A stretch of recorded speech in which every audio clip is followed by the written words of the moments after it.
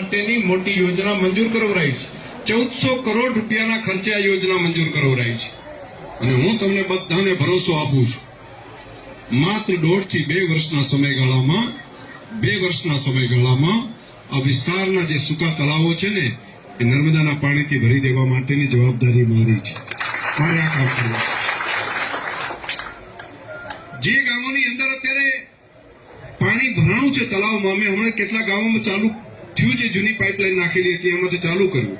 ખેડૂતોએ અનેક મશીનો મૂકીને પીએચ ચાલુ કરી દીધા છે અને આપણે પણ આપણા વિસ્તારની અંદર જે વર્ષોથી એ પહેલી યોજના હતી મંજૂર કરેલી, એની અંદર જ નવું એક્સટેન્શન કરીને એ પડ્યું હતું, એ પડેલા કામને પૂરું કરીને તે તળાવ ભરવાનું ચાલુ કરી દીધું છે।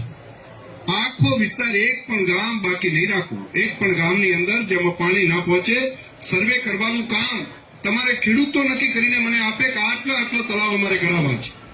હું 4-5 દિવસમાં એની આખી યોજના જે ડ્રાફ્ટ તૈયાર થયું છે, ક્યાંથી પાઇપલાઇન નીકળશે, કયા ગામોમાંથી નીકળશે, એની માહિતી પણ તમારા બધા પાસે અઠવાડિયામાં પહોંચી જાય એવી વ્યવસ્થા હું કરાવડાવું છું। અને આ કામને એ પ્રમાણે તૈયાર કરવા છે કે આખો વિસ્તાર વર્ષો સુધી યાદ રાખે કે આ કામ અમે જેને ચૂંટીને મૂક્યા હતા એ જનપ્રતિનિધિએ મહેનત કરી અને રાજ્ય અને કેન્દ્ર સરકાર બેની પાસેથી પૈસા લાવીને વ્યવસ્થા પૂરી કરાવી। પણ ઘણાને પેલી ઉતવાળ હોય છે,